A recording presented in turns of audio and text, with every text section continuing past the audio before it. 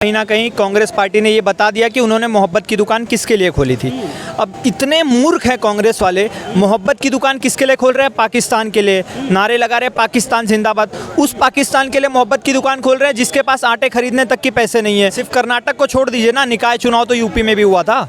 योगी आदित्यनाथ ने clean sweep कर दिया ना। वहाँ कहाँ चली गई इनकी मोहब्बत की दुकान? वहाँ तो उठा ले गई इनकी, जो भी मोहब्बत की रेडियाँ लगी थी वो गवर्नमेंट उठा ले गई। वहाँ पे नहीं बिकेगी मोहब्बत की दुकान। जहाँ पे कट्टरपंथी, जहाँ पे वामपंथी लोग हैं ना, वहीं सिर्फ इनकी मोहब्बत की दुकान चलेगी। किसी भी संगठन पर बैन लगाना वो केंद्र के हाथ में होता है, राज्य के हाथ में नहीं होता। अब क्या होगा आपको पता है? जो हिजाब पे बैन लगा था वो फिर से लीगल कर देंगे। ये पीएफआई को जो भी कड़ी कर रखी थी वो लूज कर देंगे। सिर्फ और सिर्फ जिससे मुस्लिम तुष्टीकरण कर सके वही सब काम ये लोग करेंगे। कर्नाटक के विधानसभा चुनाव के नतीजे आने के बाद कुछ कांग्रेस कार्यकर्ता पाकिस्तान जिंदाबाद के नारे लगाते हैं। इसके बाद राहुल गांधी का एक ट्वीट भी आता है, हालांकि ट्वीट अलग था। वो कहते हैं कि कर्नाटक में मोहब्बत की जीत हुई और नफरत की हार हुई। क्या ऐसी ही मोहब्बत राहुल गांधी फैलाना चाहते हैं जिसके लिए वो भारत जोड़ो यात्रा लेकर चले थे?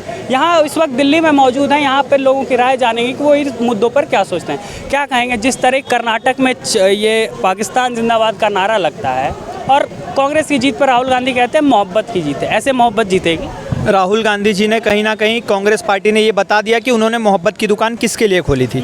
अब इतने मूर्ख हैं कांग्रेस वाले, मोहब्बत की दुकान किसके लिए खोल रहे हैं? पाकिस्तान के लिए। नारे लगा रहे हैं पाकिस्तान जिंदाबाद। उस पाकिस्तान के लिए मोहब्बत की दुकान खोल रहे हैं जिसके पास आटे खरीदने तक के पैसे नहीं है, भिखमंगा हो चुका है। तो वो आटा खरीदेगा कि तुम्हारी मोहब्बत खरीदेगा? तुम जिस देश के लिए मोहब्बत की दुकान खोल के बैठे हो ना, उस दुकान में तुम्हारी मोहब्बत धरे धरे सड़ जाएगी, बिकेगी नहीं। उस पर कीड़े पड़ जाएंगे क्योंकि उनके पास तो पैसे हैं नहीं लेने की। एक इन्होंने कर्नाटक जीत लिया तो इन्होंने सपने देखने लग गए हम प्रधानमंत्री बन जाएंगे। कुछ प्रधानमंत्री नहीं बनोगे, पहले अपनी सदस्यता बचा लो। और जो कांग्रेस, ये बीजेपी कर्नाटक हारी ना, उसमें मैं कहीं ना कहीं समझता हूँ इसमें सबसे बड़ा हाथ भाजपा का ये हारने का। क्यों? अब इन्होंने एक ढोंग फैला रखा था सबका साथ सबका विकास। ये सबसे बड़ा गलती तो यही था, जिसका साथ उसी का विकास। ये पॉलिसी लेके चलते तो शायद अभी तक जीत गए होते। उसके बाद इन्होंने बोला कि डबल इंजन सरकार, डबल इंजन सरकार। इनको ये नहीं पता कि जहाँ पे लड़ रहे चुनाव वो डबल इंजन है या फिर सिर्फ खाली बोगी है। डबल इंजन सरकार कैसी होती है? योगी आदित्यनाथ जैसी, वहाँ पे किसी के बाप में हिम्मत हो उनको हरा के दिखा दे।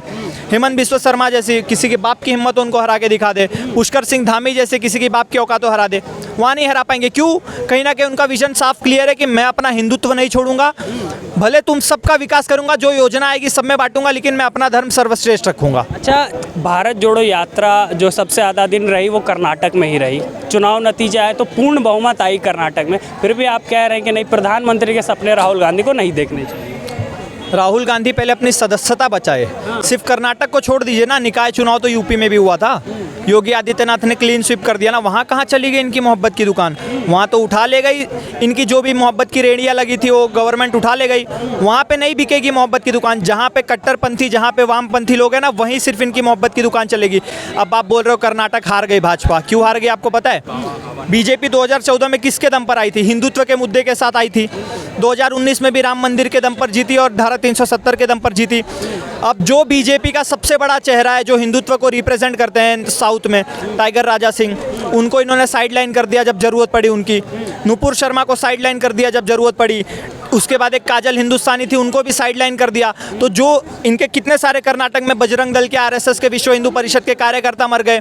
कौन से भाजपाई ने आके ट्वीट कर दिया? कौन से चड्डा जी ने आके ट्वीट कर दिया कि नहीं हमारे भाजपाई मर रहे हैं? ट्वीट नहीं करेंगे। क्यों? इनको अपीजमेंट पॉलिटिक्स करनी है, वही अल्पसंख्यकों को खुश करना है। तो लोग खुश करोगे तो फिर यही मिलेगी।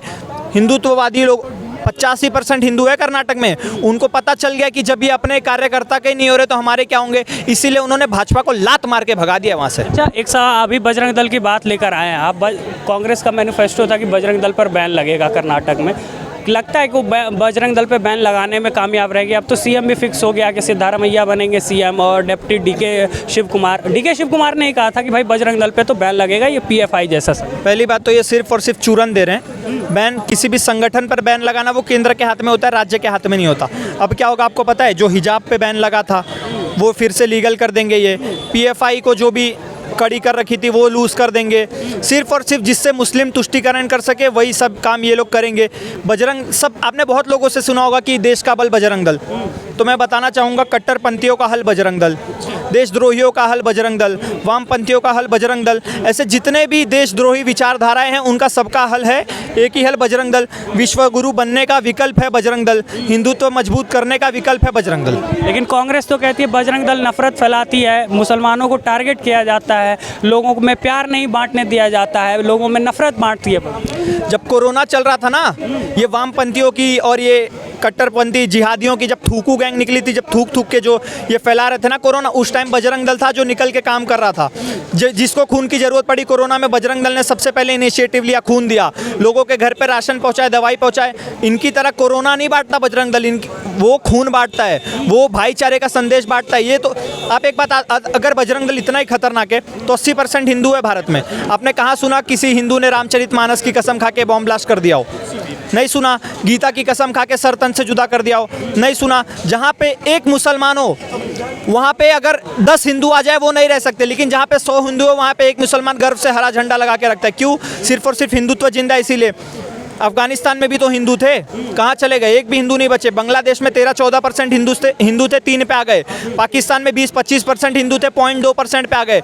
कहाँ चले गए ये सेक्युलर के सुरम? ये सब बात नहीं करेंगे। इसीलिए मैं बोल रहा हूँ अगर बीजेपी हिंदुत्व के साथ है तो डंके की चोट पर जीतेगी, वरना ये भी धीरे धीरे लात मार के भगा दी जाएगी। अच्छा, अब आपको लगता है चुनाव हारने के बाद बीजेपी हिंदुत्व का साथ लेगी, राजा सिंह को भी पार्टी में लेने की बात हो रही है, तो एक मैसेज तो ये भी जाएगा ना कि भाई जब आपको पता चल गया इसके बिना नहीं जीत सकते, तब मौका परस्ती से राजा सिंह को वापस ले लें, कोई भरोसा अगली बार फिर निकाल दें। ये चुनावी पार्टियां हैं, इनको अपना रोटी सेकना है। अब इनके पास ऑप्शन ही नहीं है। बीजेपी हिंदुत्व के दम पे आई थी, जब हिंदुत्व को साइडलाइन किया, जनता ने लात मार के भगा दिया, तो इनको समझ में आ गया कि हम तुष्टीकरण करेंगे, हम अपीजमेंट पॉलिटिक्स करेंगे तो नहीं जिंदा रह पाएंगे। इसीलिए टाइगर राजा सिंह को अंदर ले लिया। मैं आपको आज ही बता दे रहा हूँ, लिख के दे रहा हूँ, थोड़े दिन में नुपुर शर्मा भी अंदर आ जाएगी। क्यों? उनके दम के बिना ये जीत ही नहीं पाएंगे। एक इनसे दिल्ली तो जीती नहीं जाती, पंजाब तो जीती नहीं जाती, बंगाल तो जीती नहीं जाती जहाँ पे मुस्लिम मेजॉरिटी है। तो कहीं ना कहीं इनको समझ में आ रहा है कि जहाँ मुसलमान ज़्यादा है वहाँ हम नहीं जीत सकते। तो अगर हमें भारत में केंद्र में कम से कम बने रहना तो हिंदुत्व को